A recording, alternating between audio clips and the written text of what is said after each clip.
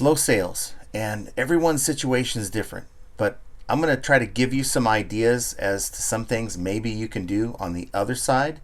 So without any further ado, let's go.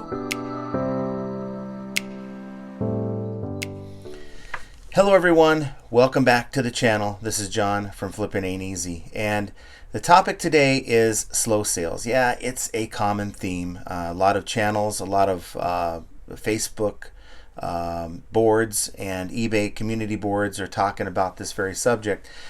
But you know, a lot of the problems that we're facing with slow sales is really out of your control for the most part. You're talking about economy, eBay glitches. The video that I made just the other day, a couple days ago, that was talking about the problem that I'm having with eBay international shipping and why I'm opting out.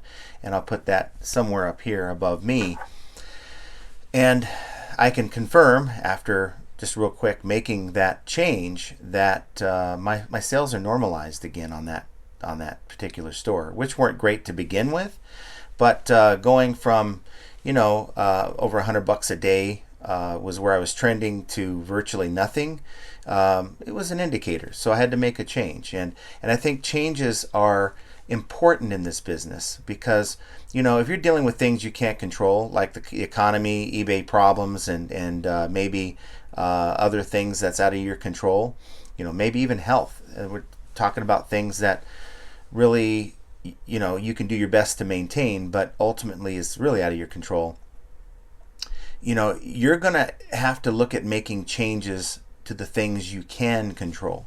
Okay, and you know, that could be your listing frequency, and in fact that's kind of what I'm doing. That's kind of what my plan is. I haven't really seen a big decrease in sales just yet, but I can tell you that come summertime, I think it affects most sellers no matter what we do.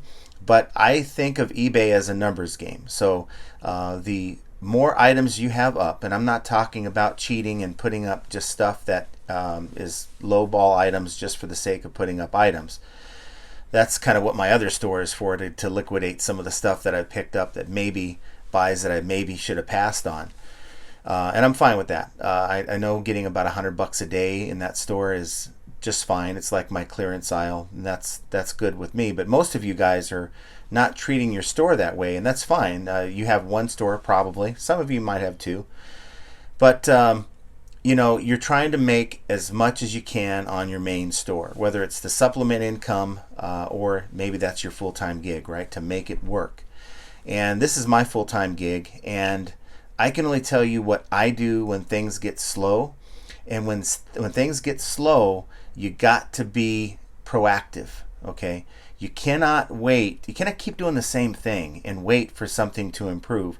Yeah, it can improve over time, but sometimes when we're doing this full time, we don't have that kind of time to wait, okay?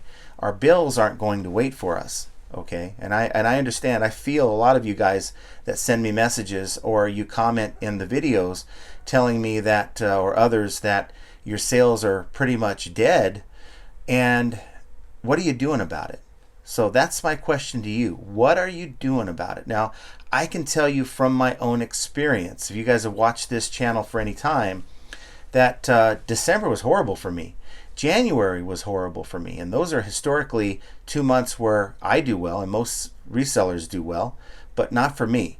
And I had to change. I had to make some tough changes. I had to start changing the type of items that I'm going after. And it has made a world of difference. We're talking night and day, guys. We're talking, you know, I went from, I think December was maybe a $3,000 month. That was bad for me, okay, on my main account. I'm not talking about, in fact, I only had one account at that time. I had, my other account had, we had just basically taken everything off of back in October, and we put it all in my main account. I had a lot of stuff with low ASP, average sale price, that I moved over to my main account. And I really think that if you have a lot of low ASP stuff, that is not good. I don't know if the algorithm, I think there's a sweet spot, to be honest with you. I don't know if it has anything to do with the algorithm or not. I mean, there's just no way to know. eBay hasn't put out a manual on here's how you need to do this to make the algorithm happy. But I can tell you that if you have items that are in sort of the sweet spot, I'm thinking sort of around having an ASP over $25 is a good starting point. That's before shipping. Then I think you're right on target. But of course, my secondary store is so slow because I have a lot of low ASP items. And there's nothing wrong with that, but when you have a store like that, you really have to ramp up the number of listings. And you guys know that I am not the kind of person that really wants a big store. I don't have a lot of space to begin with. I'm dealing with my 2-car garage, and I have my office. And I haven't started putting stuff in my office just yet, but I have limited space, and I'm not trying to have a 2,000 item store. Now in the summer, historically, what I have done is I've played the numbers game, and it has tended to work out okay. In that, okay, let's say I have 500 items, instead of just being content with a 20 to 30% decrease in sales during the summer, which has historically happened to me, and I can only speak to myself for myself. Instead of being content with that drop off in sales, I start adding items to my store, and in doing that, adding quality stuff and not just trying to list items for the sake of, that has helped sort of bridge the gap of the loss in sales if I would have just sat on my store. And I think a lot of times we tend to sit on our stores and we're content with the number of items that we have. So that's the number one strategy, is maybe add volume. Of course, you're going to spend less time shipping when it's slow, so use that time to list more items. Even if it's a couple items more a day, you're building more volume in your store. And that leads me to my next point. Get your death piles up, guys. Summer's a great time just to get it up, get ready for the fall, right? Get ahead of it. Build your store with stuff you already have. I got like these clothes, got these LPs. These tubs are full of records. As you guys remember, the fall I bought tubs and tubs full of shoes. Those are going to get up, but the main focus for me is getting more of my bread and butter. This is the stuff I picked up yesterday. Picked it up at 2 different locations, and I'm gonna get this stuff up today because I don't have a whole lot of room here to store the unlisted stuff. And I even went this morning and picked up another carload. You can see got a lot of stuff here that I need to get in my garage, and it is going to be placed here once I get these listed. And the cool thing is I already have drafts for this stuff, so it's just a matter of getting the photos done, getting the weight, dimensions. Of course, I got to test everything and file it away, for lack of a better term. And then, of course, we're working on this. Jen is helping me with that. We got just tubs of stuff there, as you can see. So that is my current situation, and I'm sure it's not a whole lot different from many of yours. For many of you guys out there, and I'm going to talk more about this on the live tomorrow with you guys because I think it's a good interactive opportunity, because I don't have all the answers, but I can have suggestions based on what has worked for me. And that is, another suggestion would be to consider opening a store, an eBay store, if you haven't done so already.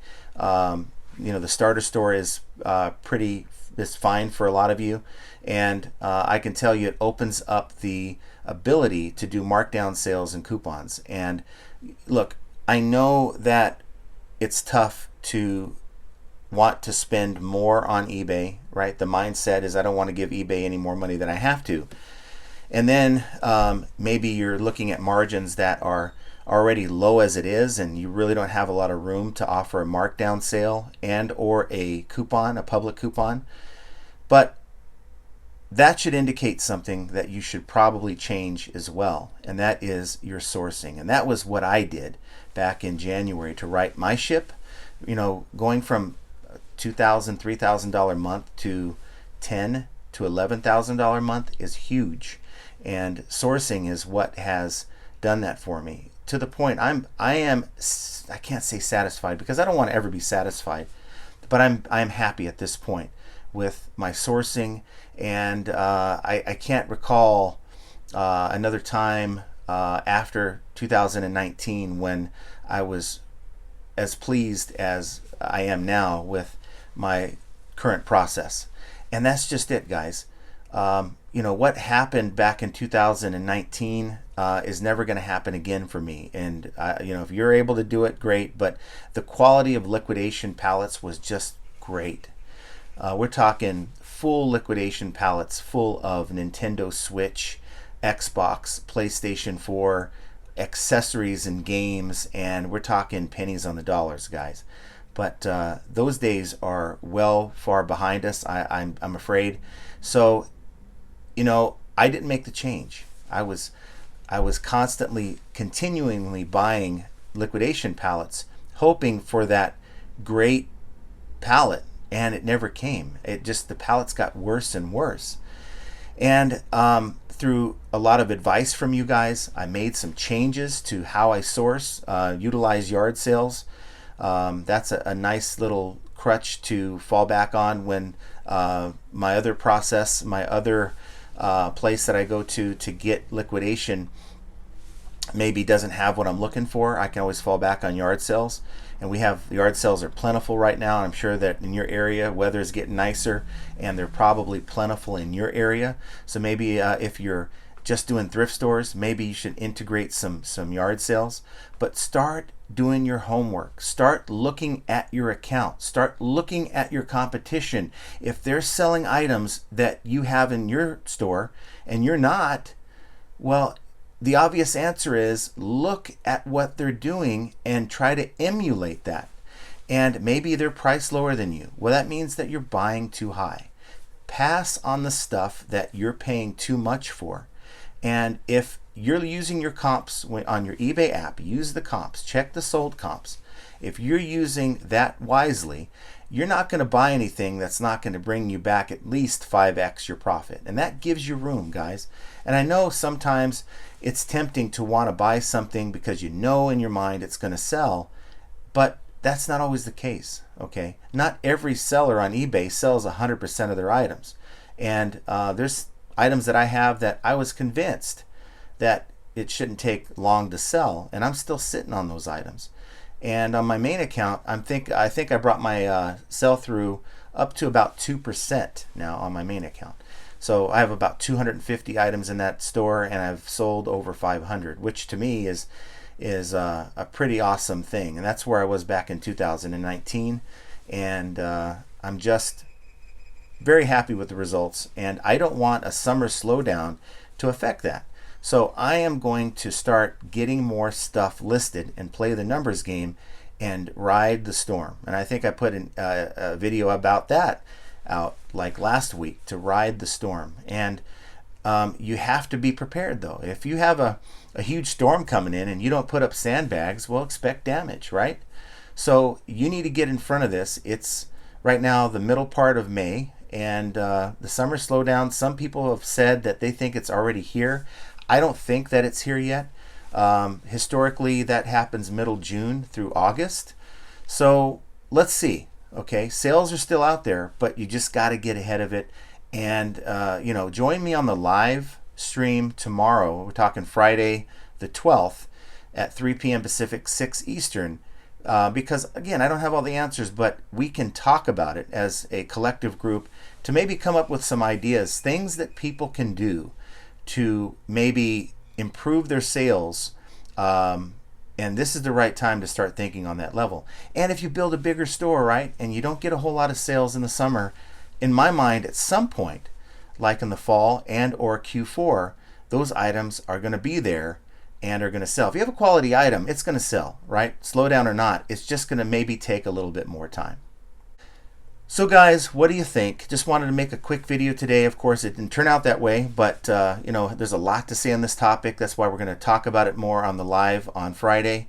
Comment down below if you have some ideas to share with everyone. I certainly want to learn. I don't have all the answers, but I think one of the benefits of having this channel is to share information, not only from me, but from you. I would certainly appreciate it if you'd hit that like button. If you enjoy the videos that I put out, of course, hit that subscribe button, and to be notified, as a reminder when we go live or when we put out another video like this, hit the notification bell so that happens. Well, guys, slow sales, it's a part of eBay. Just as you're going to have good months, you're going to have bad months. And when the historical trends show that a certain time of year is slower for most people, not all, it's time to consider making a change. Now, a caveat to everything I just said in this video: if you're killing it, why would you consider making a change? Stay the course, do what you're doing, and historically, if you know you do well in the summertime, then do what has worked well for you in the summertime. Okay, but for the rest of us, I think there's a lot to consider, and more so than what I've discussed in this video. But these things that we have to figure out are all just another example of how sometimes flipping ain't easy. Hopefully you'll be able to tune in on Friday's live, but until then, have a great rest of your day.